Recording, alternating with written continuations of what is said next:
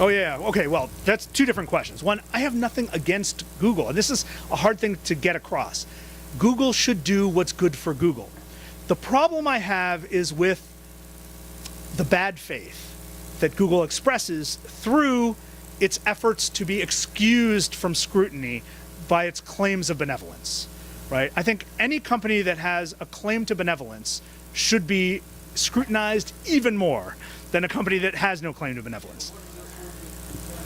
The scrutiny turns up, well, for instance, antitrust problems, which are being investigated right now, privacy problems, mismanagement of personal data, and certainly within the saga of the books thing, which I have a whole chapter on, a number of different problems that mostly stem from the audacity of the company, from the hubris of the company. And so, of the 7 deadly sins, the only one I think Google consistently violates is pride, really, which is the most serious of the 7 deadly sins. It is, after all, what Lucifer committed and why he fell from heaven. So, that's how I'd like to approach it. So it's not a tirade against Google at all. In fact, in some ways, it's a scolding love letter to Google, right? And so now I sound like a parent, right? You know, and I can't help it. These are 2 roles I play: teacher and parent, right? So what I would like people to understand is that no company is angelic. No company deserves the adoration and the deification that we have granted Google for 10 years, right? But of companies in the world, Google's actually doing very little harm, right? If I wanted to write a tirade, I would have written it about tobacco companies. But how long would it have taken me to convince you that tobacco companies are bad for us?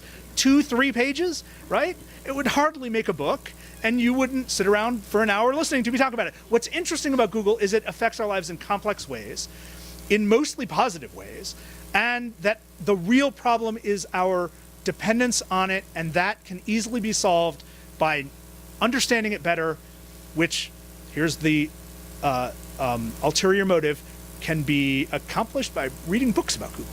So in the back, yes sir, way in the back.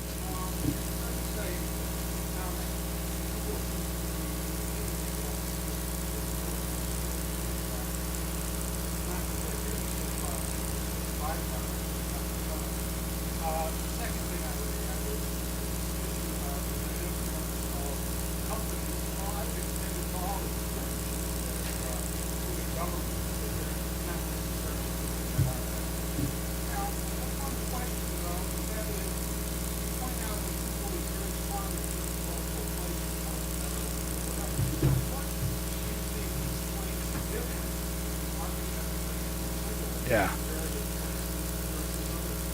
That's a great question. I can answer some of them, but not others. The question was, why does Google succeed in some parts of the world and not others, right? And I cannot explain why Google is almost universally used in Portugal and not in Spain, or Portugal and not the United States, or the Netherlands and not Belgium. I can't do that. I wish I could. And actually in Belgium, it's pretty much in the 90s too. But, I mean, really, like, Western Europe as a whole, every country, it's above 90%. Why is it more popular in Western Europe than it is in the United States? I have a couple of suspicions. They don't even qualify as hypotheses, but they're suspicions. One is that early on in our personal computer use in this country, many of us started using Yahoo email and Hotmail. And if you used Hotmail, you tended to use Internet Explorer and the login page that comes up with Internet Explorer when you unpack the computer. And Hotmail is a Microsoft product, or MSN Mail, and so you were using MSN search by default because that's what the browser was set to. I suspect that for many Americans that was the case. I also suspect that for many Americans, because Yahoo became their first email account outside of work, using the Yahoo login page first, because the first thing you wanted to do was check your email. This is before Facebook, of course, right? So it would just be so simple to do your first search from Yahoo. And that made sense. So that there are those two legacy things that now feed Bing, but for a while fed MSN and Yahoo. That's a suspicion. Again, I have no way of knowing how accurate that is. In Europe, because antitrust scrutiny of Microsoft was so much so much stronger and so early. Microsoft didn't set defaults the same way for either using a particular browser or setting the search engine on that browser, because it was deeply concerned about European antitrust. And so for that reason, people would have unpacked their computers and said, okay, I have to choose a search engine. And much like if you were having these discussions in 2000 or 2001, people would have said, oh, by the way, the best search engine is Google, right? Because that's how we all found out about it, because someone we trusted said, why don't you try Google? And once you try it, it's much better, right? Sorry, yes.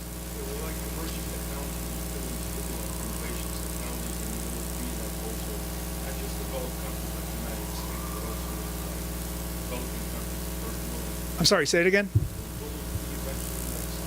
Oh yeah, okay, yeah, that's a great, okay, so Google is actually tremendously successful in most of Africa, in all of South America. I don't have numbers for poorer countries, because poorer countries tend not to have advertising, monitoring firms making sense of search engine use. So the more developed a country, the better I'm able to grab a number about penetration, market penetration for Google. I do know that in places like India and Egypt, Google usage is above 70%. And in India, it's particularly interesting, and of course, these are the leading group of what we used to call developing nations, right? India, Brazil, and Egypt no longer really qualify as, desperately poor, the way they did 30 years ago. But in India, Google has risen to the top because it manages to translate between and among all the major Indian languages. So if you only know Telugu and you want to look at sites from West Bengal, you can actually pull up a site in Bengali and do the instant translation to Telugu. I mean, that it does all of these different translations, that's stunning. And this is the result of one of its most impressive research functions that Google is doing right now. And that makes it really important in India. The language of commerce in India is, of course, English, and Google is the prime English search engine in the world. And if you're part of a cosmopolitan flow, if you have friends and relatives in Europe or the United States or Canada, they Google, they talk about Googling, they use Gmail, they use GChat, and it's easy to be drawn into that. That's one of the reasons that the people who did or do use Google in China tend to live in Shanghai and Beijing, tend to be part of the cosmopolitan elite, tend to work for banks, have university degrees, and so forth, whereas the vast majority of Chinese users remain using Baidu. In the way back, yeah, hi.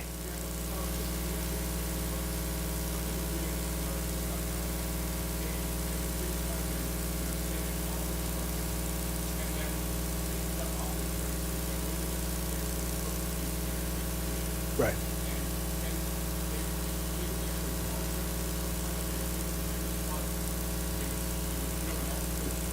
Okay. Right. So it wasn't actually a judgment, it was a settlement. So what happened was, starting in 2004, Google started scanning in vast quantities of books from mostly university libraries, but a few public libraries, including New York Public Library. In some cases, university libraries were allowing Google to scan in books published since 1923, which meant there was a good chance they were still under copyright. Google had multiple reasons for wanting to do this. Ultimately, it wanted to set up this online bookstore. Within 6 months, the American Association of Publishers and the Authors Guild filed suit against Google for copyright infringement. Now, it's important to remember that the Authors Guild does not represent authors, actually. It represents a very small group of very elite authors. Not me, for instance, right? And yet, it filed a class action lawsuit on behalf of all authors and copyright holders, meaning, children and grandchildren of people who had copyrights and had been passed on to them. So this was going to go to trial. They were doing all of the discovery and filing all these briefs, getting ready to go to trial here in the Southern District of New York. And in the meantime, they were negotiating. And ultimately, 2 years ago, the Publishers Association, the Authors Guild, and Google all arrived at a settlement to avoid trial.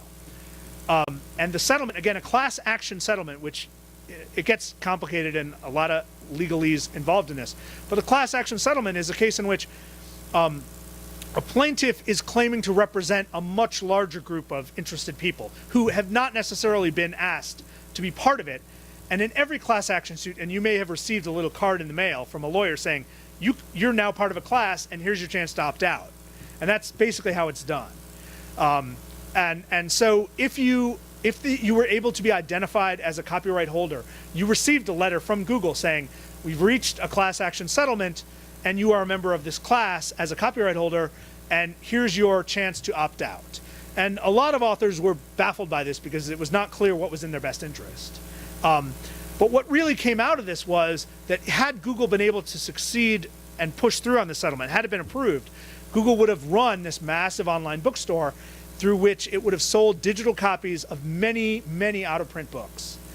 And it would have split the revenue basically 50-50 between Google and the copyright holder, which is actually a pretty good royalty deal for authors and copyright holders. They don't get anywhere near 50%. Even Stephen King doesn't pull that, right? But so in terms of percentage, it would be good, but in terms of total money, it would have been almost nothing. These books are out of print for a reason, right? Because they're not going to sell 5,000, 10,000, 50,000 copies of them. They might sell 40, which is 40 more than are selling today.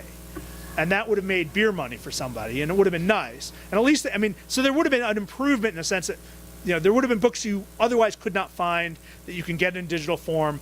You know, there's this great book that was published in the 20s called The Celebrant, about two immigrant boys growing up in the Bronx, and they're nuts about Christy Mathewson, you know, great Giants pitcher. It's this book I read long ago. I love it. I can't find it anywhere. I might have been able to find it on Google Books and download it and had it in electronic form, and it might have been lovely, right? That's the big value to it. The problem was that to use a class action suit to essentially turn copyright on its head was way beyond what our legal system is supposed to do. And the judge said that essentially. This is, again, way beyond what a class action suit is supposed to do. This is not the way to make law. If you want to change the law to be able to do this, you have to go to Congress, which is the right answer, actually. They did, and they're still scanning. Yeah, so they will continue to scan until a court tells them not to. No court has told them not to yet. The question is, what now that the settlements have been dropped out, are Google and the publishers going to get back together and try to revise the settlement in a very narrow way that won't reach anywhere near the grand ambitions, or are they going to fight it out in court? And we don't know the answer to that question. Okay, one more question. I think this young woman here has had her hand up the whole time. Hi. Oh, yeah? Okay. So the question is, who's feeding Google money, right? Which advertisers are the biggest, and how many do they have? They won't say. I don't know. But one of the things that Google specialized in is small businesses. Google doesn't have to sell ads to Procter & Gamble, Anheuser-Busch, GM, right? Google does sell ads to Target, JCPenney, Sears, because those companies want to come up in searches for particular things you might be after. If you search for, you know, tents and camping, they want to be able to have Target and Sears for camping goods, right? So those big companies do participate in it. Yeah, do you have? Oh no, it's all over the world they do this.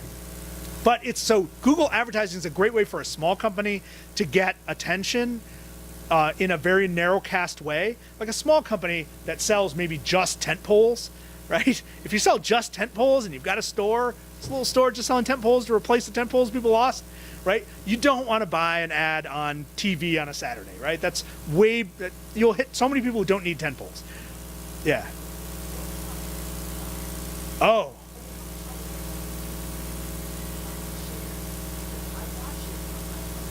It just went down, I know that. I actually don't know what it is today. It is.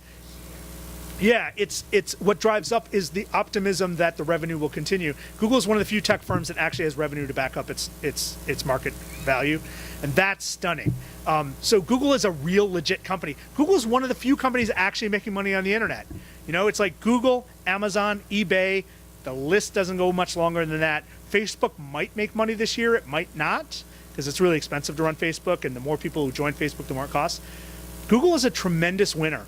And for that reason, a lot of people